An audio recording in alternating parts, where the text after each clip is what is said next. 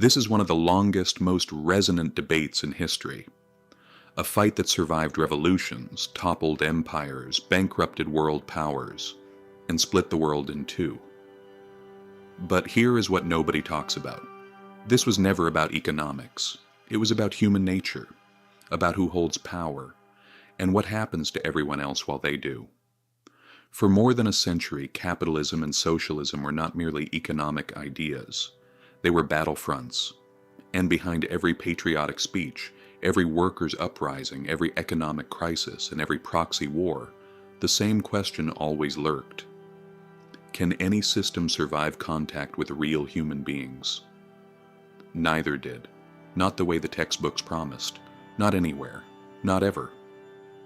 And when the pressure came, war, famine, inflation, collapse, what remained standing was not ideology. It was whatever prevented people from tearing everything down. To understand why, you have to begin in an era when neither word existed. For most of human history, the economy was not the economy. It was a punishment. Rulers owned the land by divine appointment. Landowners kept whatever was produced. Peasants produced only enough to survive. Not a gram more. Progress moved slowly because it threatened the people who held power. For thousands of years, human life was a zero-sum game. If one rose, another was pushed down. Wealth flowed from land, labor, and conquest. The idea that an ordinary person could grow wealthy through trade or innovation did not merely seem unlikely. It seemed like a threat. Then, in the late 1700s, England changed the equation completely and permanently. Coal, iron, capital, and restless ambition collided in a way the world had never seen. Machines made muscles obsolete.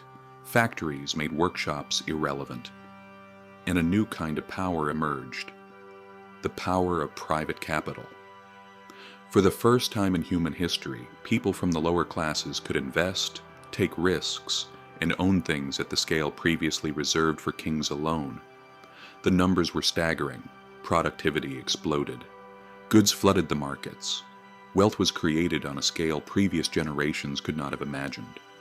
But the distribution of that wealth told a different story. For some, wages rose. For others, misery deepened. Children worked 12-hour shifts in coal dust and machine noise. Slum neighborhoods had practically fallen into the hands of cholera. The pollution hanging over every industrial city made even breathing difficult. Inequality expanded faster than it had in any society before. Capitalism was producing more goods, more wealth, more speed than anything that had come before it. Whatever it was doing to people's lives, it was working on the spreadsheet. This is the first thing any honest analysis of capitalism must acknowledge. It creates. Ruthlessly, unequally, often savagely, but it creates. Socialism was not born in a library. It was born on a factory floor stained with sweat and blood. In the mid-1800s, writers like Karl Marx and Friedrich Engels looked at the smokestacks, the workers' riots, and the children with broken fingers, and saw not progress. They saw theft. In their analysis, capitalist wealth was stolen labor dressed up as opportunity. Every profit is an unpaid wage. Every dividend is a meal taken from a worker's table. Their argument was simple and morally devastating. If workers were the collective owners of the factories, if profits were shared rather than extracted, if production served human need rather than private gain, then the exploitation capitalism required would become impossible. No more boom and bust. No more children in the mines. No more men dying at 50 after 30 years of work with nothing left to show for it. Just rational planning, shared dignity, and an economy that serves the people who run it. For the millions living under the gears of early capitalism, this did not sound like a theory. It sounded like justice. But there is a distance between what sounds like justice and what actually functions as a system, and history does its most unforgiving work precisely in that gap. The first full-scale test of socialism at a national level did not take place in a philosophy seminar. It took place in the ruins of an empire, a country shattered by revolution and war. After 1917, Lenin took over Russia, a starving, largely illiterate, vast, and backward country. The Tsar was dead. The old elites had fled or been executed, and 150 million people needed a functioning society by tomorrow. The Soviets built one from scratch: state ownership of land, factories, banks, and resources, prices set by bureaucrats, production quotas replacing the profit motive, private enterprise abolished entirely. In theory, the math was clean. Remove private incentive, distribute ownership equally, plan rationally, and efficiency will follow. In practice, it produced a specific and instructive kind of chaos. Without market prices, planners had no signal telling them what people actually needed or how much to produce. Without competition, factories had no reason to improve. Without personal reward, workers had no reason to exceed the minimum. Scarcity became normal. Queues became culture. Agriculture collapsed into famine. Lenin eventually retreated. He allowed limited private trade to keep the country from starving. He called it a temporary tactical withdrawal. His successors called it weakness and reversed it, and what followed was one of the most striking economic experiments in human history. A country capable of building nuclear weapons and space rockets, but consistently unable to produce edible food in state stores. But while the Soviet system was cracking from within, capitalism was doing its own damage from above. By the early 20th century, industrial economies had achieved growth on a scale even Marx might have found alarming. But with that growth came speculation, monopoly, and instability that no theory had fully anticipated. Trust dominated entire sectors. The wealthy accumulated at a pace previous generations would have found obscene. A handful of people lived like emperors, while millions struggled to survive. The system was extraordinarily efficient at creating wealth. It was catastrophically bad at distributing it. And in 1929, that imbalance exploded. The Great Depression was not a recession. It was a system-level failure. Banks collapsed across continents. Unemployment in the United States reached 25%. Entire nations watched their financial systems unravel within a single year. For the millions who witnessed it, capitalism did not look flawed. It looked finished. So by the 1930s, the world faced an uncomfortable truth neither side wanted to say aloud. Socialism promised equality and delivered scarcity. Capitalism promised prosperity and delivered collapse. Both systems had looked their believers in the eye and broken their promise. Then came the moment that would serve as the ultimate rehearsal. The Second World War forced every major economy to operate under maximum pressure for years. And what it revealed was not which ideology was superior. It was which systems could adapt under existential stress. The Soviet Union mobilized with terrifying speed and discipline. State control allowed it to redirect all resources towards survival. Whatever its peacetime failures, central planning could move an entire nation in a single direction, when that direction was survive. The United States, meanwhile, converted private industrial capacity into a war machine at a scale and speed the world had never seen. The same system that had produced the Great Depression produced the most productive military-industrial complex in history within a few years. When the war ended, neither side could honestly claim vindication. Both had survived. Both had contributed. And the ideological question had been replaced by a practical one. Which system could deliver better lives for ordinary people in peacetime? From 1945 to 1991, the world became a controlled experiment. On one side, the Soviet bloc. Central planning, state ownership, suppressed markets, collective sacrifice in service of collective goals. On the other, the United States and its allies. Regulated capitalism, private enterprise, but with safety nets built from the wreckage of the Depression. Social security, unemployment benefits, public health, deposit insurance. This was the real test, not manifestos, not speeches. millions of people living the daily results of two competing theories of human organization. The Soviet results came first, and were initially impressive. Industrialization advanced rapidly. Literacy spread. Housing was built. Military power rose.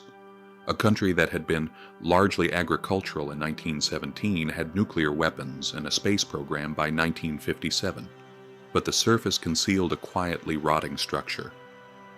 Without price signals, the economy drifted into a particular kind of absurdity. Factories met production quotas by producing goods nobody wanted, because the quota was measured in units produced, not units used. Farms reported harvests that never quite arrived. Innovation stagnated, because the reward for innovation was indistinguishable from the reward for compliance. By the 1970s, the consumer technology gap between East and West was not a gap. It was a chasm. A country that had put a man in orbit could not consistently produce edible food in state stores. Capitalism, meanwhile, did something the ideologues had not predicted. It adapted. After the Depression, governments introduced regulation, deposit insurance, antitrust enforcement, social security, public health, unemployment benefits. Capitalism did not become fair, but it became survivable. It learned from its own worst failures. And that capacity for self-correction, built through decades of humiliation and crisis, became its decisive advantage. By the 1980s, the gap in living standards between East and West was visible, measurable, and widening every year. The Cold War was not won by ideology, it was won by performance. When the Berlin Wall fell in 1989, it did not fall because of an invasion. It fell because ordinary people on one side had spent 40 years watching the other side on a screen, and had finally stopped believing the official story. The Soviet system was not defeated by bombs. It was defeated by empty shelves, broken incentives, and an economy that could no longer keep pace. A system designed to eliminate inequality had produced a new aristocracy of party officials, bureaucrats, and insiders. While workers queued for bread, those who ran the equality system lived in separate stores, separate resorts, and under separate rules. When the final numbers came in, they told a clear story. Western economies were more productive, more innovative, more adaptable, and by most measurable standards better for the people living inside them.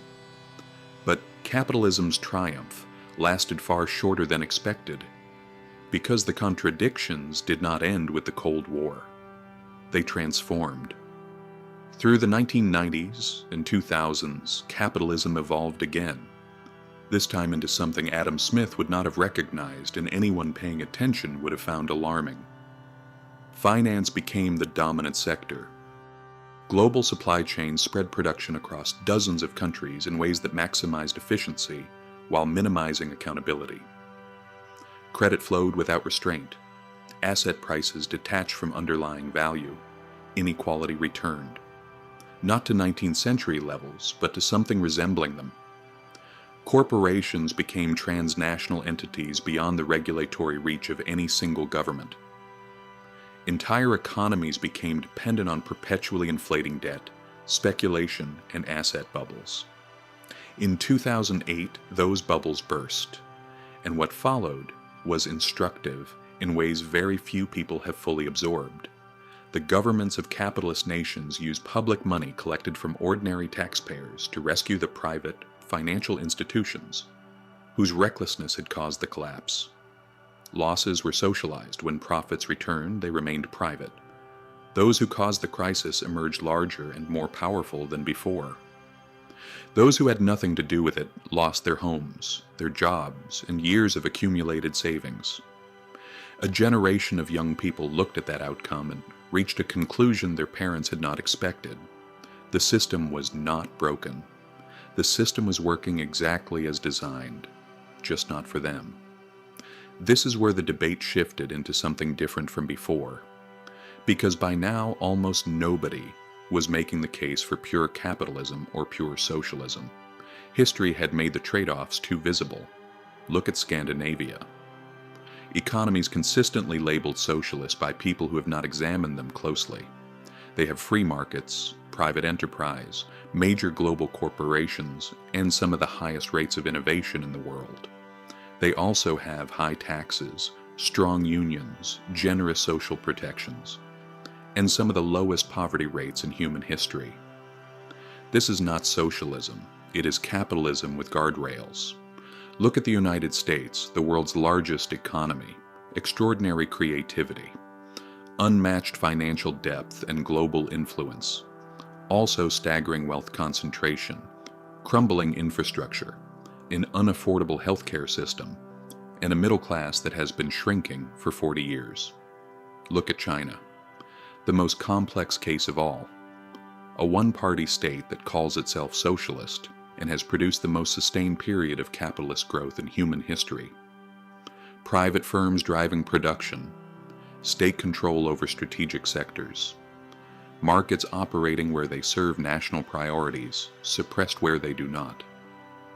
And even China faces the same contradictions. Debt-driven growth, producing housing bubbles.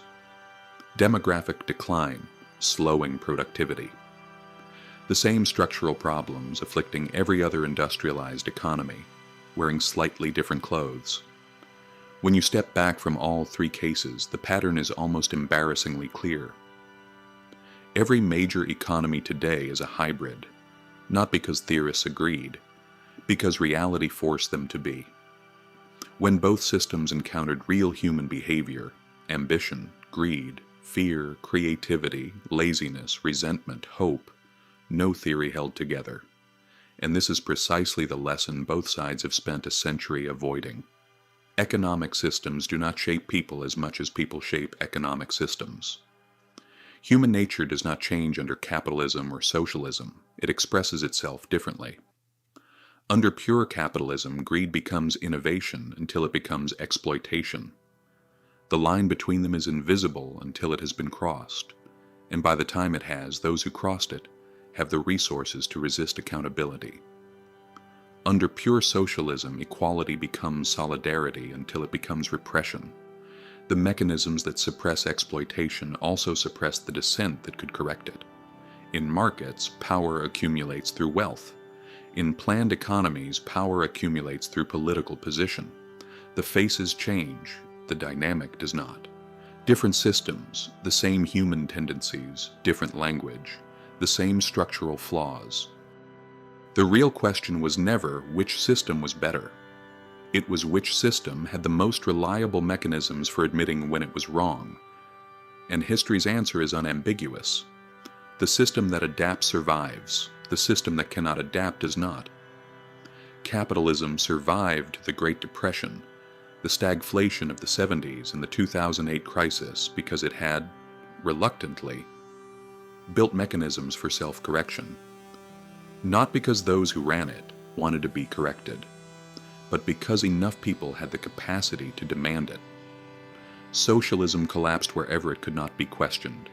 The Soviet Union, Maoist China, North Korea. It produced outcomes nobody could fix before they became catastrophic, because nobody inside was permitted to question them. But those same principles, combined with markets and democratic accountability, produced Scandinavia, China's growth era after 1978, and the welfare states of Western Europe. Ideology did not determine the outcome, the capacity to adapt did. Now the debate is shifting again, because the challenges arriving in the 21st century do not care which side you are on. Artificial intelligence is restructuring labor markets faster than any previous technology. Demographic collapse is eroding the pension systems that both capitalist and socialist governments built in the 20th century. Climate change is producing costs that private markets have no incentive to absorb, and planned economies have historically been too rigid to address effectively. Global debt has reached levels no previous generation has attempted to sustain. These are not problems that capitalism or socialism can solve cleanly. They are problems that require the creativity of markets and the resilience of public institutions working together, each restraining the other's worst tendencies. The countries that navigate this period will not be the ones with the purest ideology. They will be the ones with the most functional governments, the most adaptable institutions, and the most honest relationship with their own failures. If there is one thing the last century taught both sides, but that both have refused to accept, it is this. No system functions without constraints on power. No economy works without incentives for useful behavior. And no society flourishes when wealth or authority becomes so concentrated that those who hold it become immune to consequences.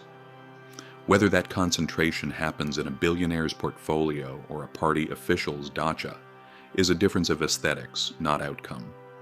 History did not choose capitalism. History did not choose socialism. History chose whatever prevented total collapse when it was needed most. And since then, every generation has had to renegotiate that arrangement from scratch. Because these debates were never really about economic systems. They were about who controls the mechanisms of power within any system. Capital, state, banks, unions, corporations, regulators, the party. The real fight has always been the same fight. Who decides? Who benefits? Who pays when things go wrong? And power, as every century of this debate has confirmed, does not disappear when the ideology changes. If you're curious about the dark and unlit corners of history that powerful forces have long tried to keep hidden, do not forget to subscribe.